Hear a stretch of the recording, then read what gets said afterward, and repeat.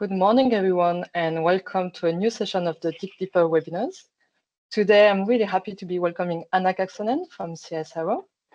Anna is going to talk about algae-based solutions for sustainable mine rehabilitation. I have to remind you that this webinar is recorded, and you'll be able to access the video in about a week on our CRC Time website and on the YouTube channel. Also, there will be a Q&A session after the presentation. So please ask your question in the chat and we'll try to answer them at the end of Anna's presentation. I would like to acknowledge the traditional custodians across all the lands on which we live and work. And I would like to pay my respects to elders past and present. Here in Brisbane, I would like to acknowledge the Turrbal and Yagara people. Anna Kaksonen is a senior principal research scientist in CSIRO. She has a background in environmental engineering, science and policy, as well as biotechnology. So she develops sustainable technologies and applications for the mining, water, energy, and waste sector. Example of her research areas include bioremediation, waste valorization, resource recovery, and biomining. Thank you, Anna. I think it's your time now. Over to you. Thank you, Agnes. I would like to thank the CRC Time for the opportunity to present here today and also acknowledge the Whadjuk people of the Noongar Nation as the traditional owners of the land that I am presenting from today here in Perth, Western Australia. And I would also like to thank our project team members who have contributed to the Stage 1 report and who are listed also on this slide. Mining has been and continues to be an important driver for Australia's economic prosperity, but it has also created environmental challenges, some of which may persist long after the mine sites are closed. Some of these challenges include greenhouse gas emissions from fossil fuel consumption, contributing to climate change. There's ecosystem loss from topsoil removal, and creation of dust, for example, by vehicles and ore processing. Moreover, there's environmental degradation caused by toxic compounds that are present in mine waste, effluents, and mine drainage. Our project is based on these environmental challenges, as well as the problem and opportunity that in Australia there are thousands of abandoned mine sites that could be repurposed for beneficial use. And there are also thousands of mine voids that have the potential to become pit lakes. Many operating and abandoned mine sites have water that could be used to grow algal biomass for economic, environmental, and social benefits. In this context, our project aims to evaluate the potential to reduce the environmental footprint of mine sites through algae-based carbon capture, mine drainage prevention and treatment, mine site rehabilitation, and to support also sustainable post-mining futures through innovative bio-based supply chains. The objectives for the Stage 1 desktop work are shown here. They included reviewing water chemistries and possible pretreatment technologies for algal cultivation and various types of algae that have been detected at mine sites, as well as technologies for culturing, harvesting, and beneficial use of algae at mine sites. We have also identified opportunities and constraints for using algae at mine sites and the possible compatibility of dual objectives for mine water use. We've estimated costs and market potential for algal technologies to identify potential for business development and economic transitions. And as part of the project, Regional Economic Solutions also developed a First Nations engagement framework that can be used for future project stages. And finally, we identified research gaps and partner needs to develop Stage 2 project plan.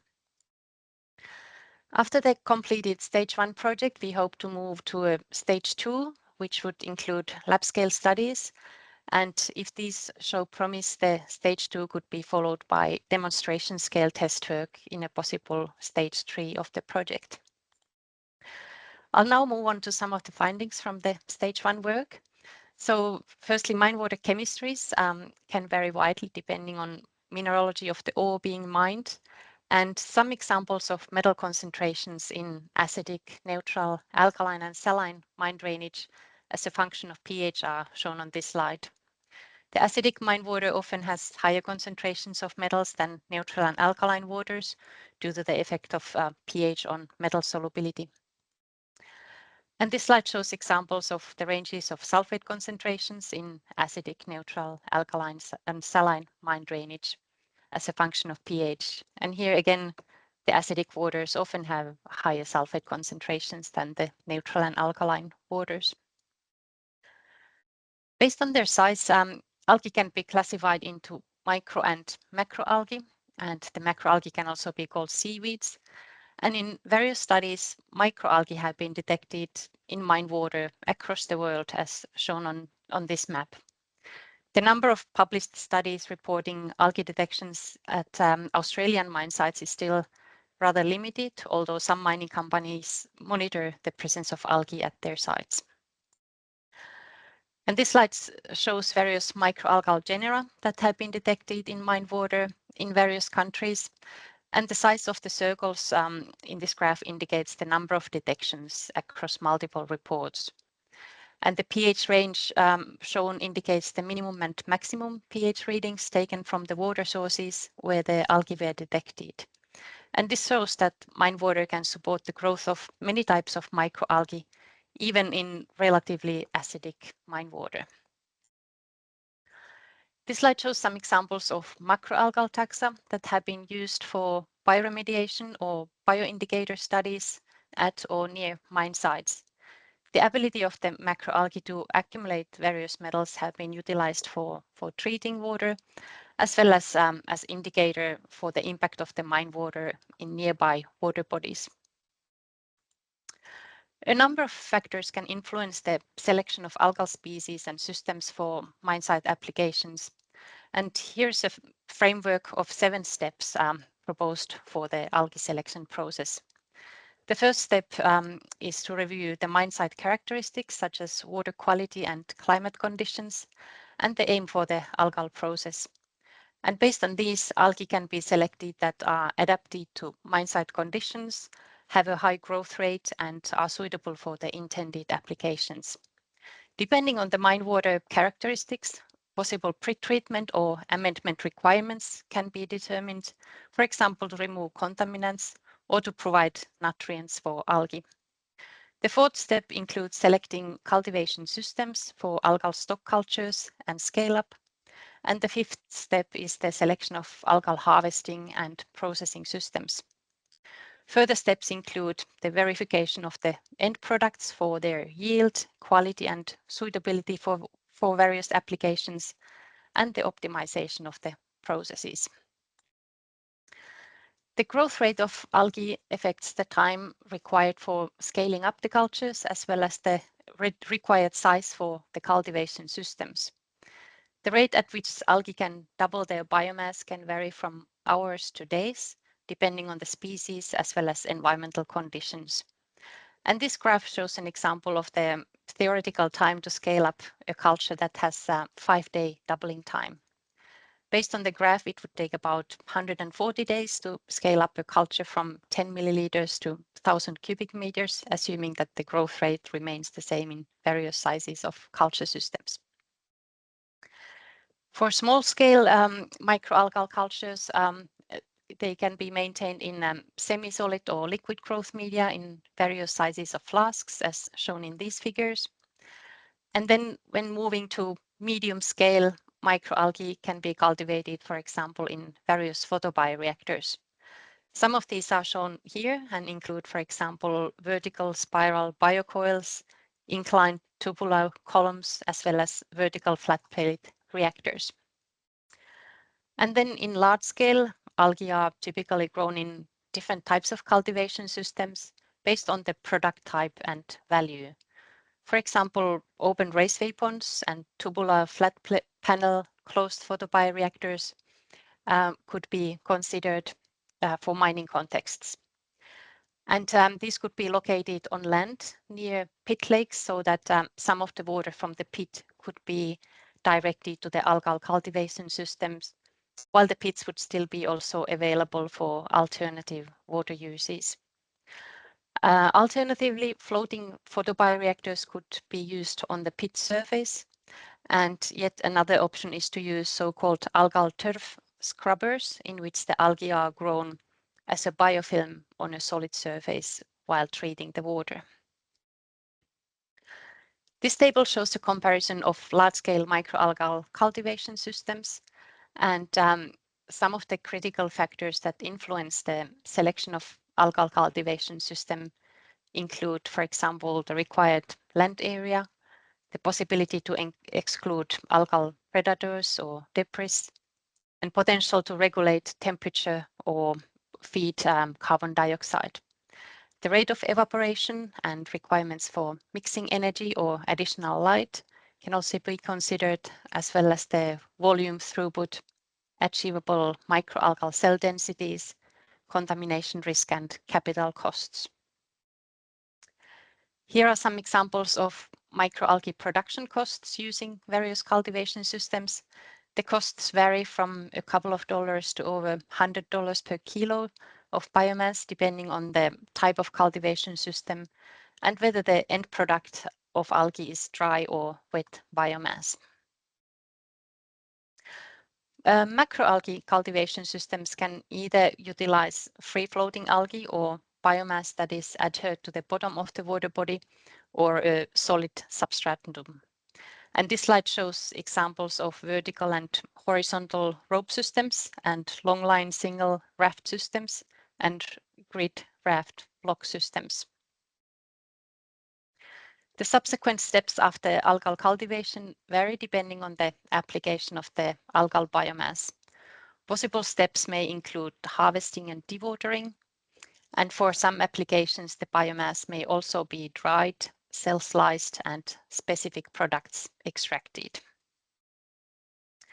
Several methods have been developed for harvesting microalgal biomass from culture systems, and these include centrifugation, tangential flow filtration, forward osmosis, flocculation and bioflocculation, dissolved air flotation, and electroflotation, as well as magnetic separation. And the recovery efficiency of the biomass varies between the different methods, and the methods have also various benefits and limitations that should be considered, for example, in terms of the energy and maintenance requirements and costs. Macroalgal harvesting can be done manually using cutting tools from a boat or mechanically with various vehicles or boats that are fitted with suitable equipment. Mechanical harvesting is good for larger and deeper water bodies, but has higher energy requirements than manual harvesting. Whole algae biomass can be used as it is for a number of applications, for example, as fertilizers or feeds. However, for certain products, such as oils and pigments, cell disruption is crucial to release the intracellular contents. And various cell disruption technologies exist, each with its own advantages, limitations, and scalability considerations. Some examples of cell disruption methods are listed here, and these include various mechanical, chemical, enzymatic, thermal, and electrical methods, as well as other emerging technologies. Let's next have a look at some of the potential applications and benefits from algae for mine sites. So many large mining companies have set greenhouse gas reduction targets of about 30% by 2030, with the aim to be carbon neutral by 2050. And algae can convert dissolved carbon dioxide into organic carbon through photosynthesis. And during active growth, microalgae can capture about 1.8 kilos of CO2 to produce 1 kilo of microalgae biomass. And well-performing microalgal raceway ponds can have a biomass production of around 15 to 25 grams per square meter per day as an annual average. And based on these values, 1 hectare microalgal growth facility would be expected to produce about 55 to 91 tons of biomass and sequester about 100 to 165 tons of CO2 per year into microalgae.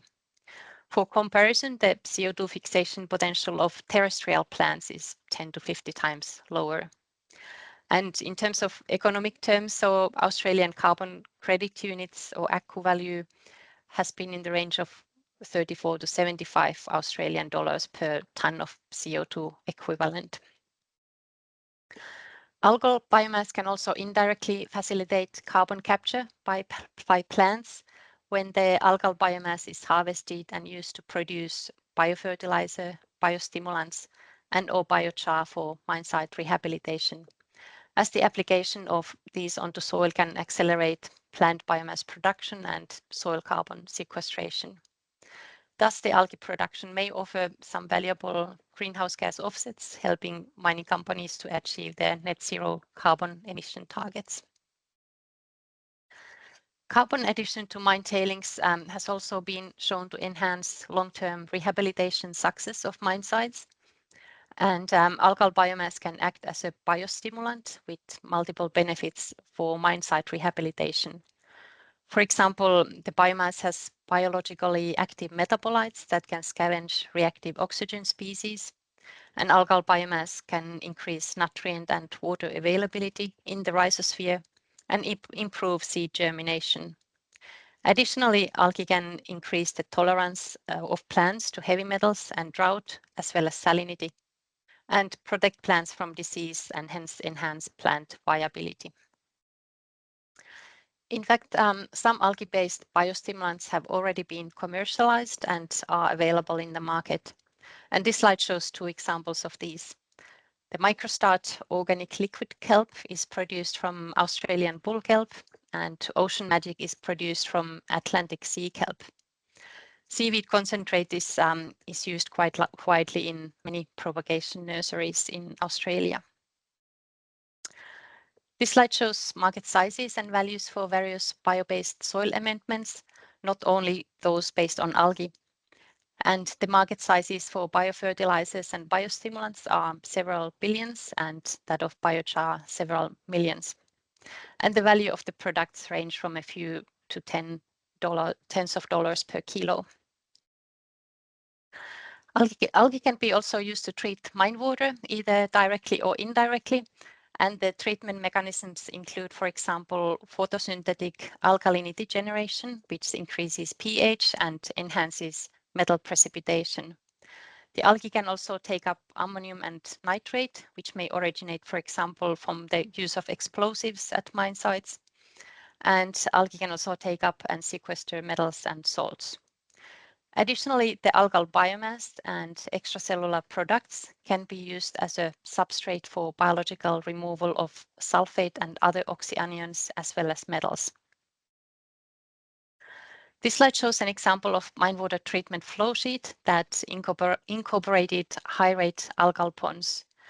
In the flow sheet, algae were explored for both mine water pretreatment as well as a complementary substrate, along with ternary effluent and sewage sludge for biological sulfate reduction. And there was additional polishing with algae before effluent discharge. In addition to mine water treatment, algae biomass can also be used as an organic substrate to stabilize acid-generating mine wastes. Engineered dry covers have often been used for acid-generating mine wastes. However, oxygen-consuming organic covers may provide a less expensive alternative in areas where inert capping materials are not available and organic wastes are abundant. However, the remote nature of many mines restrict the availability of organic wastes for mine waste stabilization due to the high transport costs. Hence, the cultivation of algae at mine sites could potentially provide a local carbon source and reduce the need for transporting organic materials. Another possible application for algal biomass could be dust suppression at mine sites.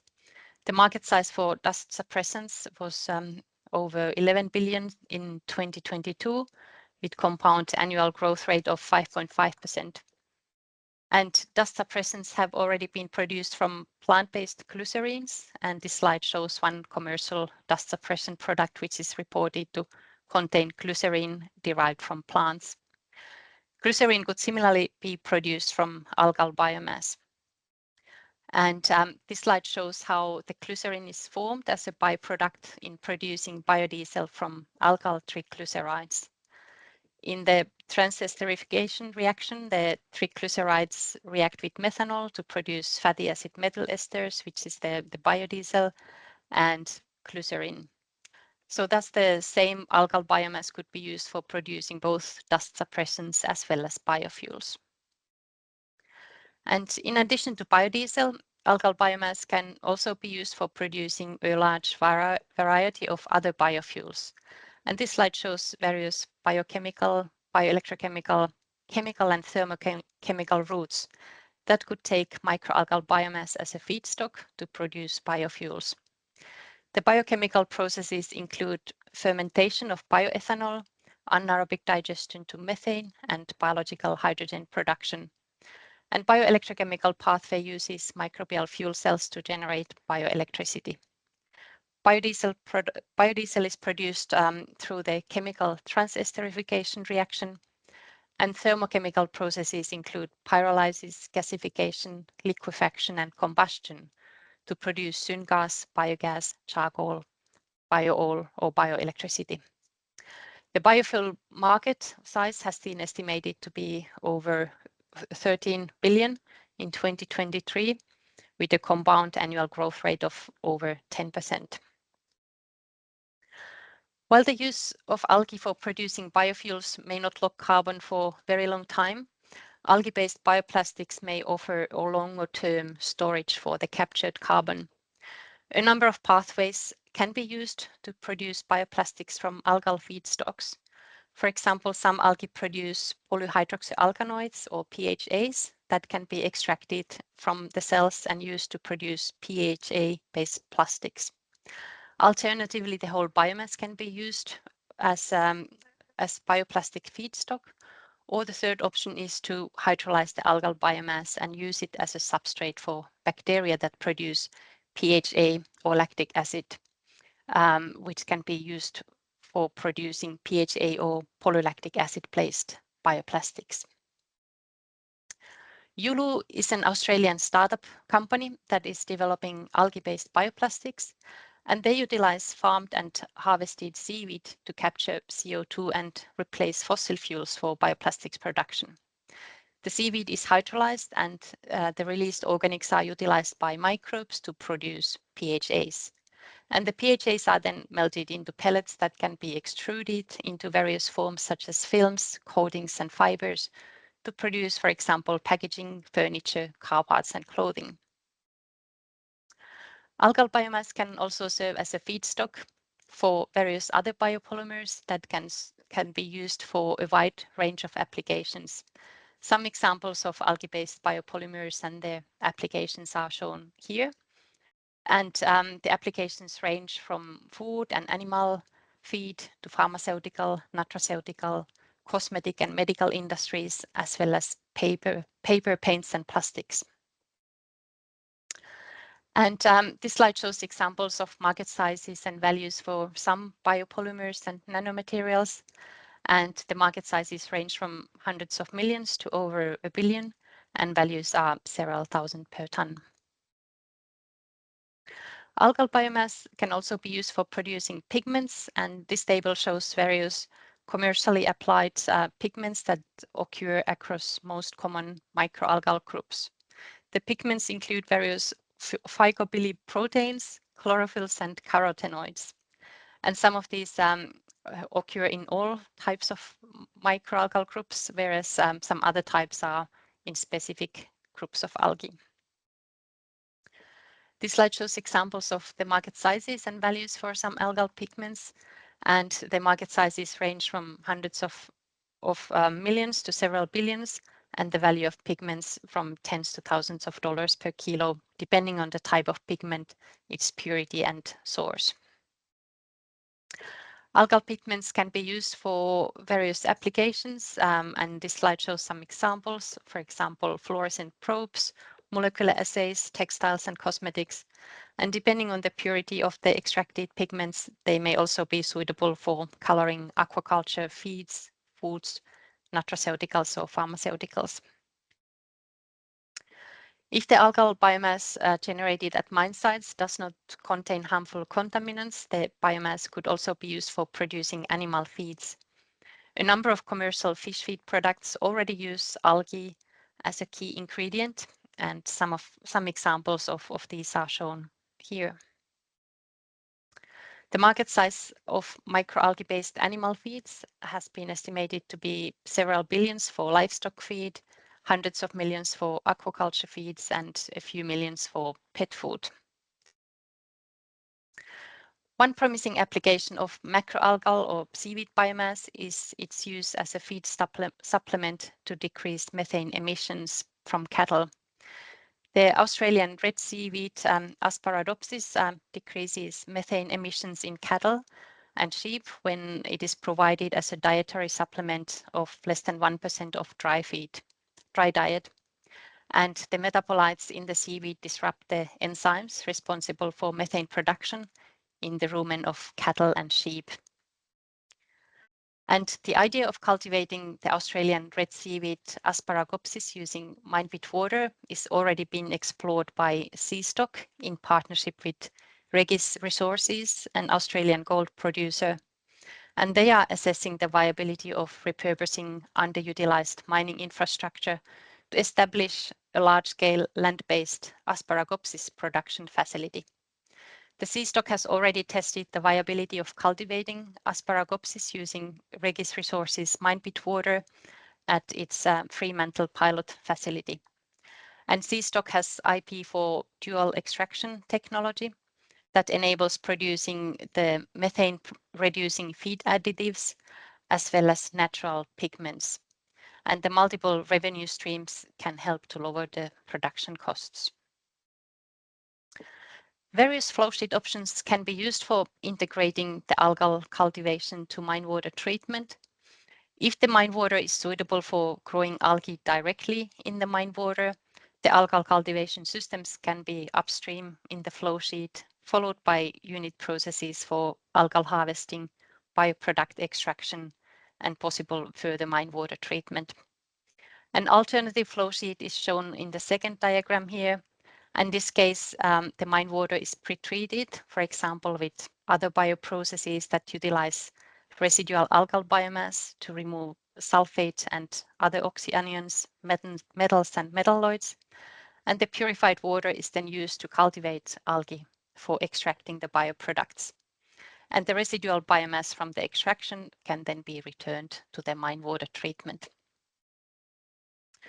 The feasibility of cultivating algae directly in the mine water depends on the quality of the water and the algae species selected. And while the ideal scenario would involve no pretreatment, in some cases pretreatment may be needed to enhance algal yields and ensure the technical and economic viability of the process. Various biological and physicochemical pretreatment options are available to adjust mine water pH or remove contaminants such as metals, suspended solids, sulfate or other salts.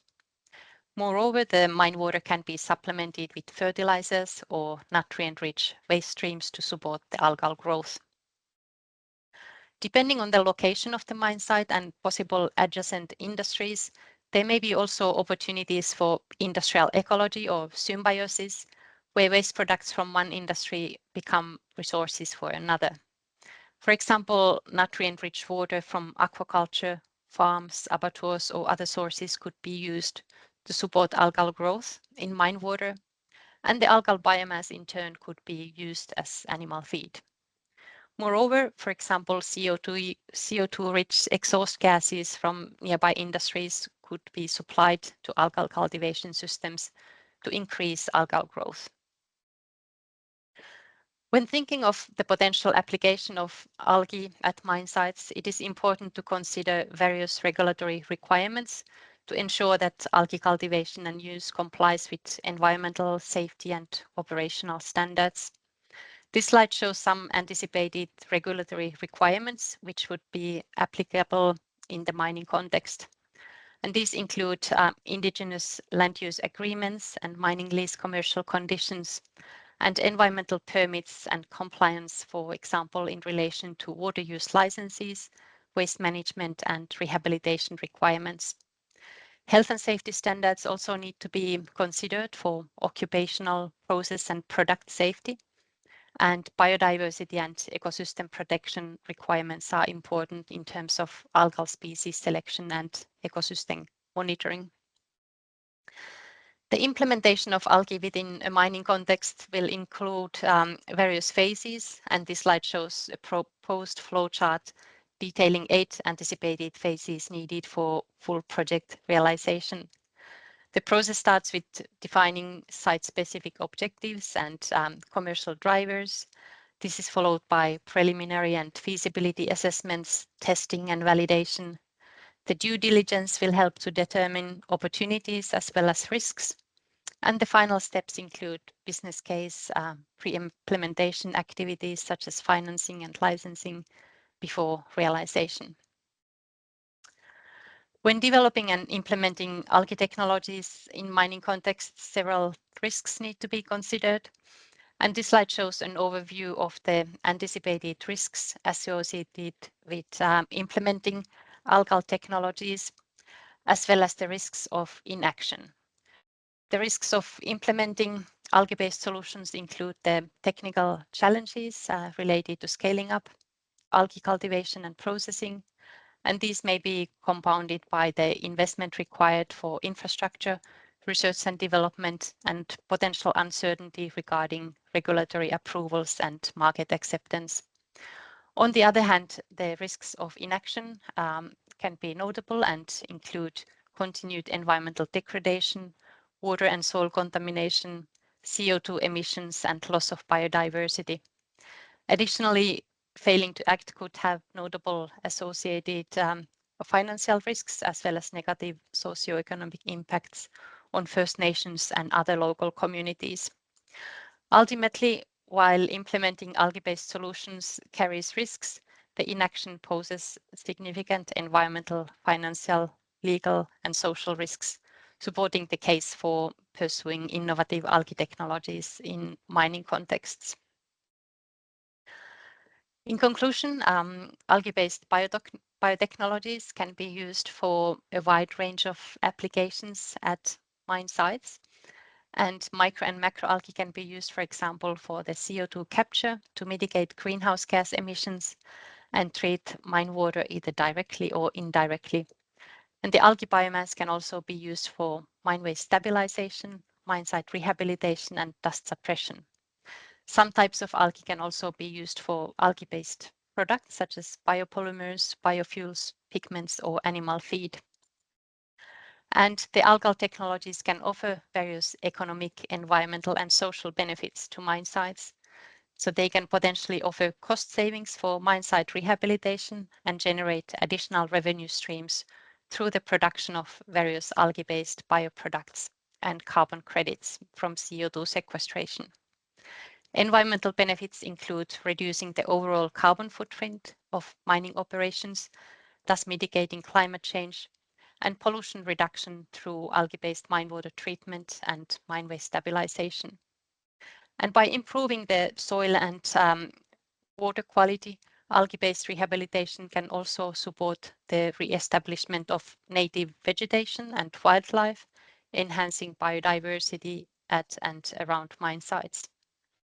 And the establishment of algae cultivation systems at mine sites can also create local jobs, particularly in rural or remote areas.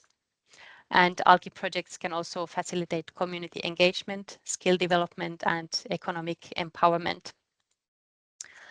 And so the application of algae at mine sites accelerates ecological recovery while reducing environmental impacts such as pollutant levels and greenhouse gas emissions. And additionally, the algae-based technologies create sustainable business opportunities turning post-mining land into economically productive ecosystems, as shown on this slide. And this dual approach not only enhances rehabilitation outcomes, but also ensures long-term sustainability for mining sites through the development of business opportunities for ongoing value generation beyond mine closure. And algae cultivation may also create jobs and offer opportunities to engage traditional owners and other local communities. If you would like to read more about the findings of the Stage 1 project, you can find the Stage 1 report and a fact sheet on the website of this project, and the link for this website is shown on this slide. And so currently we are in the process of planning the scope for the possible Stage 2 of the project and looking for partners to join. And so the indicative scope, which is dependent on funding, may include creating a database for relevant regulations and biosecurity aspects that need to be considered when cultivating and using algae at mine sites. And we are also planning to identify microalgae in mine water from the industry partners using DNA sequencing, as well as determining if the microalgae can be cultivated with the mine water from the partnering mine sites, and whether any pretreatment or amendment is required. The Stage 2 would also include lab-scale evaluation of the most promising technologies using samples provided by the industry partners, and conducting techno-economic and life cycle analysis for selected algal technologies and mine sites. We would also like to engage with First Nations communities near selected mine sites and explore opportunities for creating benefits to those communities from algal technologies. And finally, the team would also identify possible mine sites and algal technologies for a possible Stage 3 project field trials. And I would like to finish by thanking our research partners, so CSIRO, University of Queensland and Murdoch Uni, as well as industry and government partners for the support of the contributions to this project, as well as regional economic solutions for creating the First Nations engagement framework. And I would also like to acknowledge the guidance we received from the steering committee members who are listed on this slide. And finally, thank you all for your interest for the project and the presentation. And I'm happy to try to answer questions you may have. And please reach out to me also if you would like to partner with us for the Stage 2 project. Thank you. Thanks a lot, Anna, for a very comprehensive presentation on algae cultivation and the application on mine sites. We do have a few questions, which is great. So we have a question from Darren, and is asking, where algae has high levels of metal uptake, what are the disposal pathways, and will it release the metals as it breaks down? Yeah, thank you for the question. So, yeah, I mean, if algae are applied, for example, as dust suppression, so and if they degrade over time, or as when used in waste stabilization, so when the algae cells eventually die and lies, so there would be metals released. So optimally, if the mine water contains a lot of metals, so then indirect use of the algal biomass for removing metals might be more suitable. So basically where the algal biomass is used as a carbon and electron donor, for example, for sulfate reduction-based mine water treatment, where the metals are precipitated as metal sulfides, rather than relying on algae to soak the metals into the biomass. Okay, so in this case, you would be able to recover the metals. Yes, that's right. So they could be used, for example, as a feedstock for smelters. Okay. Another questions, are there limits to pit water salinity levels? Are different algae capable of the range of the water qualities? Yeah, so different types of algae have different salinity tolerance. So the ones that are more suited for marine applications or like saltwater conditions should be able to tolerate quite high levels of salinity, but you would need to evaluate on a case-by-case basis based on the salinity, which algae would be best suited for for that type of mine water. So there are both sort of freshwater as well as marine algae that could be used. Thank you. There's no more question for the moment. So I have a question is, what would be your recommendation for a mining company or like people working on the mine site to develop like the first immediate cultivation and application we would think of?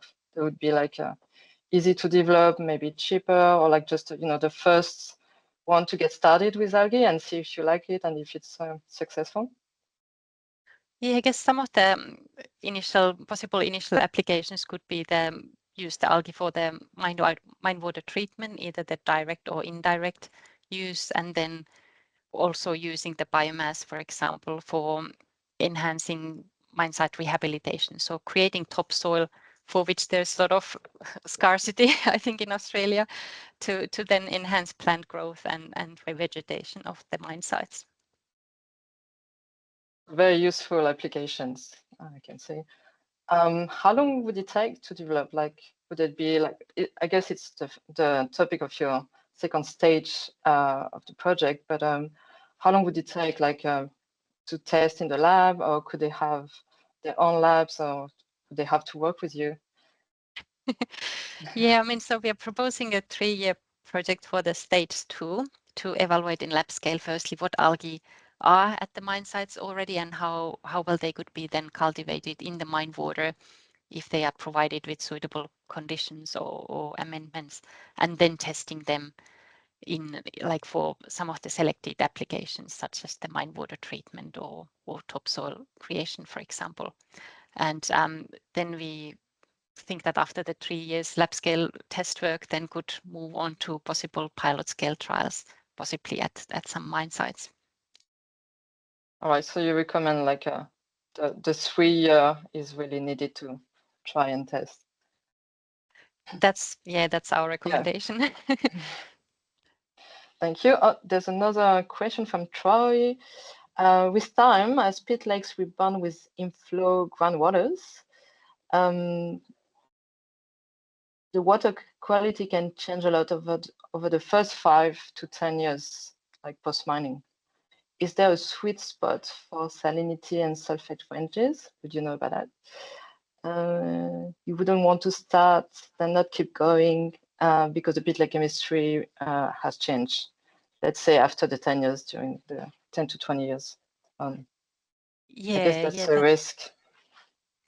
Yeah, so I guess different algae have different sweet spots or tolerance ranges for the I guess salts as well as sulfate.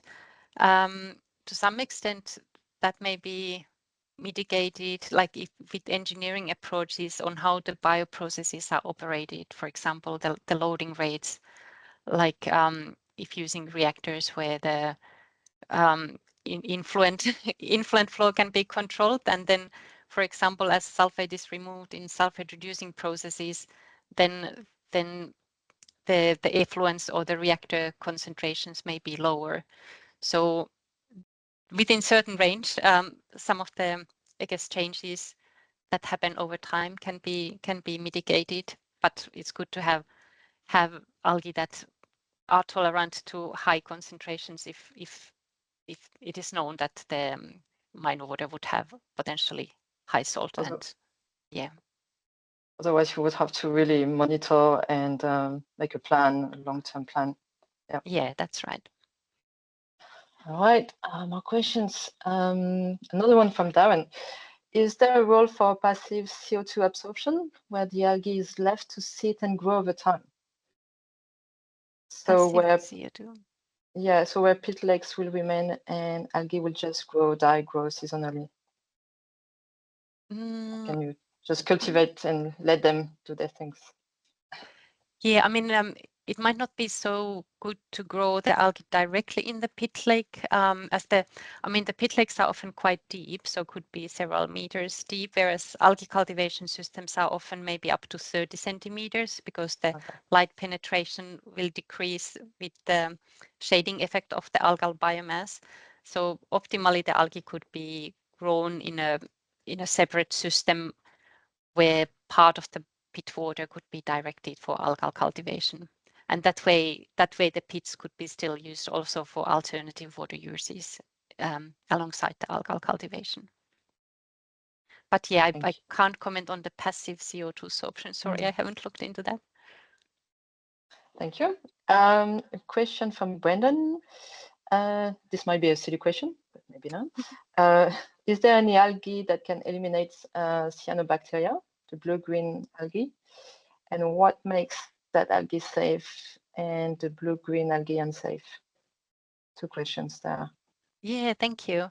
So I guess the dominance of different microbes might, or different algae or cyanobacteria might depend on the environmental conditions and, for example, nutrient availability. For example, some cyanobacteria are known to be able to fix also nitrogen from atmosphere, and therefore they might grow preferentially when the mine water doesn't have nitrogen, because they can still make their own own nitrogen. So some of the cyanobacteria can produce toxins, and that makes them unsafe. So preferentially would use algae that don't produce any toxins. Right. A question from Kylie. So could you use the free floating? Oh, it's moving. Sorry, I cannot see it. Could you use the free floating on ropes instead? I guess it's a complement to the question about growing algae in pits. Yeah, so free floating reactors on rocks, was that the question? On the ropes. On the ropes. Yeah. Yeah, I mean, I guess the free floating reactors could be attached to some sort of rope system so that they can be then collected and harvested. I mean, algae can be harvested from them so that they are not just floating away the reactors, but somehow controlled where they are located, if that's the question. But could you, I think the question is also like on the depths, like could you put them at a deeper depth in the pit, or would they need some, like light and So in terms of to the grow? so in terms of the depth, so I guess the visibility affects the depth to which the light can penetrate. And so optimally the algae would be grown within the potentially first 30 centimeters, or if they are macroalgae, then potentially a bit deeper if there's less biomass hindering the light access. But I would still be in the first meter. Yeah, probably still. I mean, I guess the closer to the surface, the more light there's available for the algae. But depends on the how far the light penetrates. So if the pit water is very turbid from suspended solids, then the light penetration might be much less. But if it is clear water, then the light goes further down. All right, thank you. Another question from Ami. Could you provide insights on the environmental impacts of algae cultivation using the mine water from a regulatory perspective, and the key regulatory considerations and challenges that need to be addressed to ensure compliance and to minimize environmental risks? Yeah, so the environmental considerations. So if I go back, I mean, so I guess some of the environmental benefits include the climate change mitigation from CO2 capture and potential to reduce the pollutant levels in the mine water. And then in terms of regulatory constraints, so these are some of the aspects that would need to be considered. So in terms of indigenous land use agreements and mining lease commercial conditions, water use licenses and waste management aspects would need to be considered, as well as rehabilitation requirements, and would also need to consider all the health and safety standards in terms of occupational safety, process safety, and product safety. and also biodiversity aspects. So, for example, in terms of the algae selection, whether there are any limitations of, for example, bringing algae from other states to the mine sites. So the biosecurity considerations would need to be considered, as well as then ecosystem monitoring in long term, the performance of the treatment, whether it meets the discharge limits, for example. So there wouldn't be any direct environmental impact, but just in the process of the cultivation, the different, like reorganizing the cultivation within the mine sites, mostly because I think the question was also about like maybe immediate impacts from the algae cultivation using the mine water. Immediate impacts. Yeah, I mean, would need to, I guess, check that then, for example, if any fertilizers or nutrients are added for enhancing the algae cultivation in the algae cultivation system. Okay. So whether then the effluent, for example, nutrient concentrations are within allowable limits. Thank you. Another one from Darren. Kelp grows in long vertical strains. Can this be replicated in pits? What depends on the visibility, I guess. Yeah, so the penetration. Yeah, it would depend on the depth of the pit, for example, or whether then there would be some artificial structures that would be at a certain depth, what is still suitable for the algae. So instead of putting them at the bottom of the pit, so then if they can be, yeah. And Kylie had a similar question, so I think that answers your question, Kylie. There's something in the Q&A. Oh yeah, more questions. Question from Valentina. Wouldn't it be better to change the algal species to adapt to the new conditions? The evolving water chemistry. I think it's related to the question before. Like if you like cultivate algae during like 5 to 10 years and then 10 to 20 years in a pit. So yes, I think you could need to change the algae to adapt to the new conditions, right? Yeah, that's possible. I think the alga farm in Queensland, for example, cultivate a couple of different types of algae depending on the season also. So, I mean, it's possible to change algal species if, for example, mine water chemistry changes over time a lot, and then there would be other species that would be more suitable for a particular type of mine water. Very good. So all this would need to be tested. No more question for now. Should we wait like a few seconds? Anyone has more questions?